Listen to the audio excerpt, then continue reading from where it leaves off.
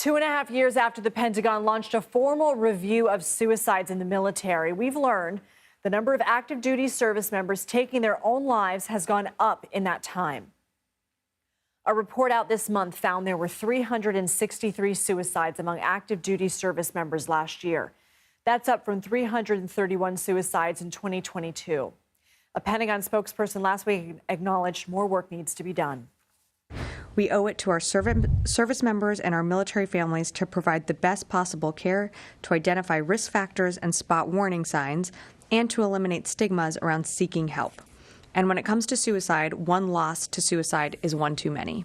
Josh McCain joins me now. He's the founder and CEO of Big Sky Bravery, a nonprofit focused on supporting active duty special operations forces. First of all, Josh, thank you for being here. What is your reaction when you hear those numbers and see the problem is not only not going away, it's getting worse? Yeah, I mean, I think anyone who truly cares about this country would consider it heartbreaking. I just want to say, first off, thanks for highlighting such an important issue. It's near and dear to my heart. The data, it's devastating for those who sacrifice everything for us and then, face a war when they get home. So, yeah, it's heartbreaking. And the report also says enlisted men under the age of 30 accounted for 61% of active duty military suicides in 2023. What have you heard from some of the service members you work with about why this is happening in this particular demographic? Yeah, look, Lindsay, we got a mental health crisis in this country. Suicide is the number one leading cause of death for ages 14 to 15 and second for ages 15 to 19. Some alarming statistics about what you said about, the age of 30, but the service members is that deployed veterans actually have a 41% higher suicide risk compared to the general population. Wow. Veterans, it's terrible. Veterans have a 57% higher risk of suicide than those who haven't served like me. I mean, the data behind it suggests that we need to do more as Americans in addressing this issue. When I started Big Sky Bravery back in 2015, I did it in honor of my brother-in-law, who was literally returning from his 14th deployment in special operations since 2001.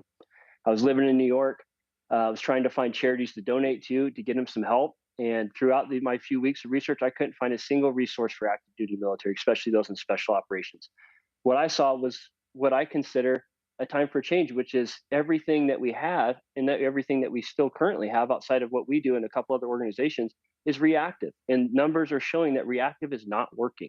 We need to be proactive as Americans and figure out new solutions and new strategies for this very exceptional community of warfighters. And that's what we're doing here at Big Sky Bravery. So from your experience working with active duty service members in special ops, what has been successful in terms of proactive steps? For our population, particularly, it's really getting to the root problems of what they're facing. It's focusing on, who these men and women were before their time in the military, and more importantly, what's life going to look like after the military. These individuals simply want to be heard. They want to be loved. They want to be cared for. They want to be made a priority, and that's the least as Americans we can do. So what we do is we set up very private conversations, and we pair these high-performing service members with high-performing civilians for their week that they're here. And everything that we learn about these individuals, we don't report back to their command. Another unique thing is that every person who comes out for our programs, they're hand-selected internally to come out here. So that means for us, whenever they get off the airplane, there's a reason why they're here, and it's up to us to figure out what that problem is, moving forward. One of the solutions is creating a safe place where they can be vulnerable, and they know that there's a tribe outside of the military that's going to be with them after they get done with their time in service. Another thing to think about is when these individuals are serving our country at the most elite levels, when they come back home and they're being vulnerable with someone they have to talk to and do a brief with, they might disclose some information where they could potentially lose their clearance or their job.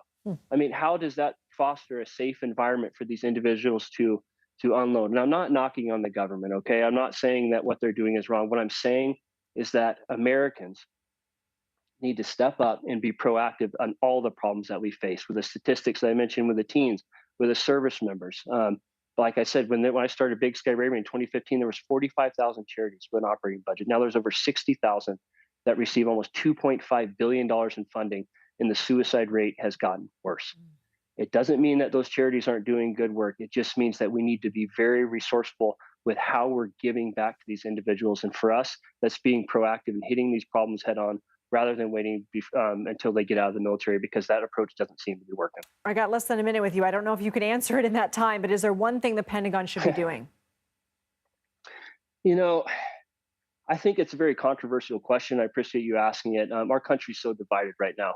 Politics are beyond polarizing. I think both sides would have different opinions. For me, the individuals that we gave back to, or that we give back to, their focus is war.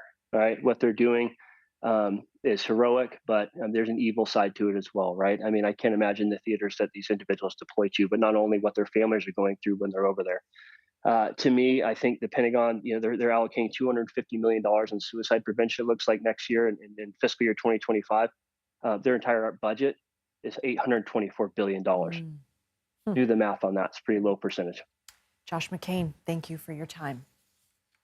Thanks, Lindsay. Thanks for having me and highlighting this issue. If you or someone you know needs help, the National Suicide Prevention Lifeline Network is available 24 hours a day, 7 days a week. You can call, text, or chat the hotline using the 3-digit number 988.